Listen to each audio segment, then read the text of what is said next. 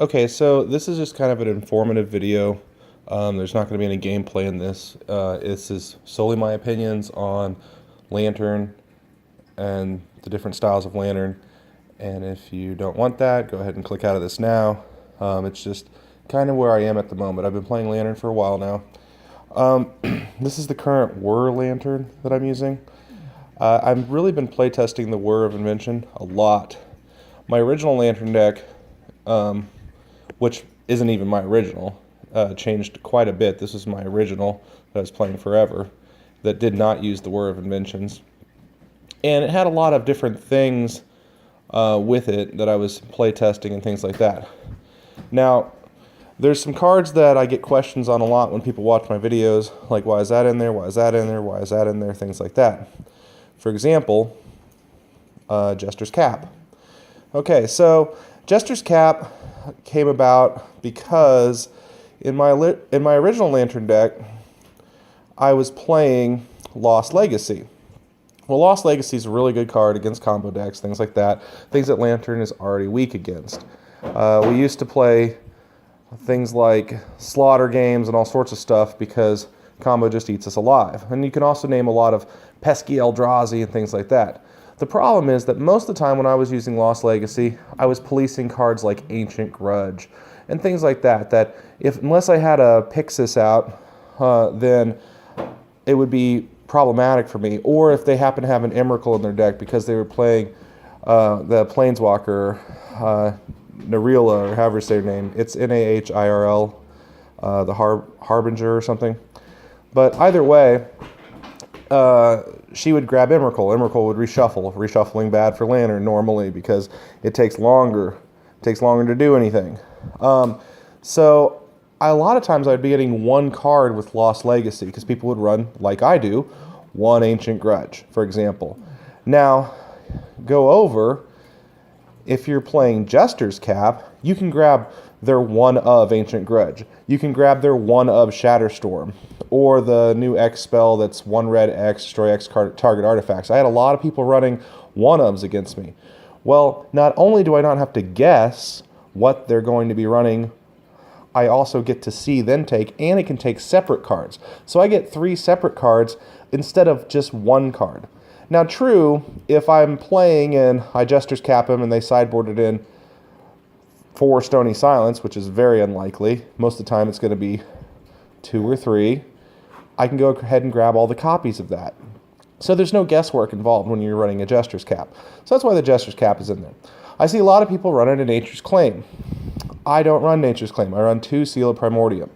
The reason I run 2 Seal of Primordium is because Nature's Claim is generally, the target that you're generally going to pick with Nature's Claim is going to be a Chalice of the Void. And remember, this is my original deck. We're not to where we're going yet. So, and I've changed it up a little bit. I was still playtesting. I think this Jester's Cap happens to be in because I was playtesting. I don't think I normally run 2 Lost Legacy and a Jester's Cap, but, you know, you can play around with stuff. So then you have Maelstrom Pulse in here, but as I was going to say, Chalice of the Void is almost always going to be on 1 or 3 because they don't want you to play a bridge or they don't want you to play any of your stuff. And anyhow, even if it is on 2, in this particular version here that I'm showing you, I was running Abrupt Decay. I think this version has a lot of answers to a lot of different situations. It has 3 ley lines main deck and things like that. I even played in the sideboard one Leonin Abnubis, or however you say his name, Abunas. I like him over the draw guy from, it's either Aether Revolt or Kaladesh. It's the same casting cost, but he has slightly higher defense, punches a little more, so if they're attacking with weenies, you can block them and kill them sometimes. But I don't like the draw effect. Most of the time I was just using Academy Runes to put my own Mox Opal on top because I didn't want to have 2 cards in my hand. And if I draw and then draw again 2 lands, all of a sudden I'm in a little bit of trouble there. So anyhow, that kind of goes over the Jester's Cap. Maelstrom Pulse I like because it hits Planeswalkers, and it just depends. This is a pretty versatile version. I was still running the Nile Spellbomb at the time this. I go back and forth between Nile Spellbomb in the original version and Relic. Relic does hit my own graveyard, which sucks for Lantern, but the thing I like about Relic is it doesn't target if they happen to have some type of hexproof. And also, I can, if they don't have a hexproof and I can target them, I can eat their graveyard. So if I have a deck that keeps wanting to fill up its graveyard, it's not like I blow the Relic or I blow the Spell Bomb, and then I have to either get it back somehow with the Spell Bomb, or then they just combo off after that point. But we'll go into that here in a second. When I go over to my Word of Lantern build, you see the Engineer Explosives, which I do love. It's pretty ingenious to run that versus, because, you know, if you play a Drazi, they're going to drop Chalices game 1 a lot of times. Now, when I go back to the discard, or not to the discard, but to the discard pile, I'm running Tormod's Crypt. Well, Tormod's Crypt, instead of having to whir and then pay an artifact or whatever you improvise, I guess is what it's called, I can just pay 3 blue and go grab it. And it doesn't cost 1 to activate. Now, I know Nile Spellbomb doesn't, and it does target, so there are some downsides, but it also feeds your whirs early. If you happen to get it in your hand, it works kind of like a Mishra's Bauble, where you throw it out there and it can fuel your whir. Now, here's the thing. I do not run Mishra's Baubles in my whir version. The reason I do not run Mishra's Baubles is because I find they weaken the deck significantly. You need Ghoul Collar spells, in my opinion. The deck just does not have as much control. Now, everybody's going to say, well, you can whir for them. Well, you need to be whirring for other things. You need to whir for your one of Witchbane Orb. You need to be whirring for your one of Grafdigger's Cage, or your piece of the combo that you don't have, your Lantern or your Ensnaring Bridge. And there's just a lot of issues with that. Now, I don't know if I still have it in this other version here. I was even playing Booby Trap from it. I was testing it, because in live play you have a lot of problems with people clocking you. You will take a lot of draws, and you cannot expect your opponent to concede. A lot of people I see commenting on forums, well, can you expect your opponent to concede? No, you can't expect your opponent to concede. Why would they ever concede to you? They don't like you. They especially don't like Lantern. A lot of times it's a troll deck. So when it comes to that, like I said, you cannot expect your opponent to concede. So I was running 1 Booby Trap and I was play testing it, because when you mix Booby Trap with Academy Ruins, it is basically a 2-turn kill. You only have to run 1. You can run it in your sideboard if you don't want to run it main deck. I understand it's a 6-drop. Guess what? You can discard it with Thoughtseize to yourself. You can discard it with Collective Brutality.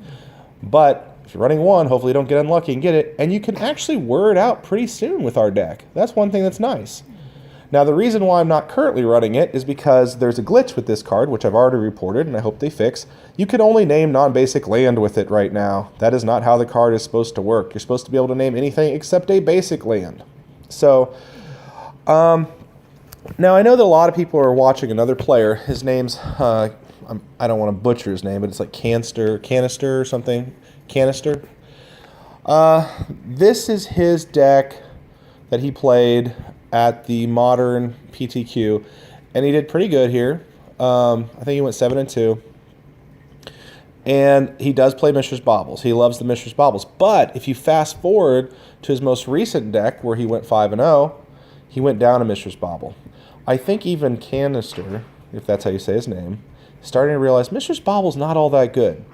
It was the hotness for a while. It was. The card shot up in value. And when a card shoots up in value, a lot of people think, oh, it's really good. Well, that's not always the case. So I think he's starting to kind of tone back on that a little bit. Obviously, he took out one there. One thing I don't like about Mishra's Baubles is you don't really see your opening hand. If you start with 2 Mishra's Baubles in your hand and kind of a mediocre hand, you don't know if you're supposed to mulligan it or not, because you don't know what those next 2 cards are. So you're playing off of guesses. And to me, they just don't play out as well, and you really need those Ghoul Collar Bells. And I think that you get a lot better response with the Ghoul Collar spells. So I was looking over his list, and he plays some interesting things. I think this Nodes that he's playing is an interesting card. I might play test that myself. I recommend everybody looking at other lists, looking at what other people are playing in their sideboards or main deck, and play test it. Get the cards online, you know? A lot of these cards don't cost much. You can get Jester's Caps super cheap, Booby Traps super cheap, you know. And you can try them out, see if you like them. Or if you're perfectly happy with your deck, oh, it looks like I still have this booby trap in here. If you're perfectly happy with your deck, then leave it the way it is, of course. But for my part also, I really like running 2 Academy Runes if I can get away with it, because I use Academy Runes probably more than anything else. In Vinter's Fair, I don't like having to go down to 1. The one thing that I think is really a crutch of the Whir version is you have to run such heavy blue mana that you can't. A lot of times I get stupid cards like Ancient Stirring stuck in my hand, which you wouldn't think would happen with as many green sources as you have available, because I mean you should be able to get those. But and some people say, well, that's because you're not running Mishra's Baubles to turn on your Mox Opals. Well, if I don't have land, I'm probably sacking them anyway to try to pull land. One thing that I do like that I got from someone else's list at one point was this Executioner's Capsule. It is an amazing card. It has worked out really well in my play. And a lot of times, like, since I'm just play testing the Booby Trap in this particular version, I haven't really changed. I don't think I'd run Aether Grid and Booby Trap. Oh, and mind you, Booby Trap, by the way, it'll kill a Planeswalker, pretty much any Planeswalker in the game, in a pinch, so that's pretty good. So I highly recommend trying different versions of the deck. The version that I'm heavily testing is this one right here. This has, I'm still playing 2 Academy Runes in it at the moment, because they just come in, they come in handy all the time, especially with what we have on the board. There's, let's see if there's anything else I want to go over real quick. I'm only running 1 welding jar. I know a lot of people like to run 2. That's because once you whir for it and you use it, then you can just Academy Runes it back if you need it. I don't understand taking 2 spots for it. It's a really good card, but sometimes sideboard space is pretty tight.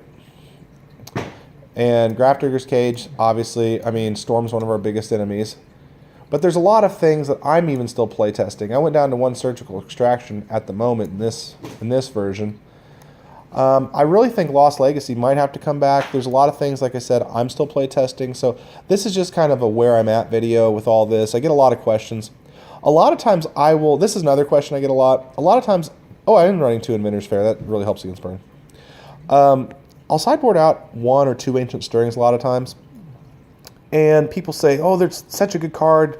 I would never sideboard that out. Taking out all your gas. Well, we have a lot of gas here with Whir of Invention. Of course, Inventor's Fair can be used to search in a pinch. We don't have our Infernal Tutor in this. But what I'm sideboarding in, for the most part, is an artifacts. Like sometimes the cap does come in. It just depends on my matchup. But a lot of times, Seals come in. Maelstrom Pulse comes in. Sometimes the Grid comes in. Surgicals, ley lines, things like that I can't grab if I need. Actually, I kind of like passing up ley lines, to be honest. Ancient Stirrings is a 5-star card. It's an amazing card. I love that card. But I don't want to disintegrate other parts of the deck. I mean, you have to take something out somewhere. And, you know, you can take out these Ghoul Collars, just 1 or 2. But if you want to just shave a little bit, like I could shave 1 or 2 Ancient Stirrings, 1 or 2 Ghoul Collars. Oh, I'm not going up against Chalice of the Void. Let's get this out of there, you know? It just depends on what you need. So this is a very situational deck, and you have to make your own calls. And a lot of times those calls can be debated. And there can be multiple lines of play. I get people that tell me, you should have done this, and should have done this, and should have done this. Well, of all the times that I've ever seen that, I can normally say, I see your point. Sometimes I don't. Sometimes I think they're completely wrong.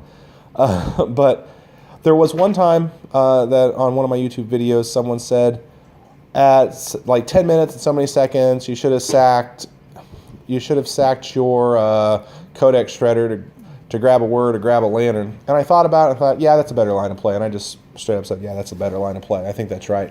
But this is why we have these discussions. We want to make sure that we're all we don't all have to be on the same page, but it's important to understand why person A thinks the way they do and person B thinks the way they do. If you understand why I'm testing certain cards or why I do this instead of this, then you can determine if you agree or not. If you don't agree, don't play it. And if you do agree, do play it. But like I said, I just wanted to make a quick little informative video about why I play what I play currently. And I am still play testing this Whir of Invention. And it's a really powerful card. The question is, does it throw off our mana base so much and all the other cards that we're losing the other version of the deck completely. So we'll see. But thanks for listening. I'm interested in your ideas on some of these things. If you have any extra questions, just go ahead and throw them in, and I'll try to field them as I come.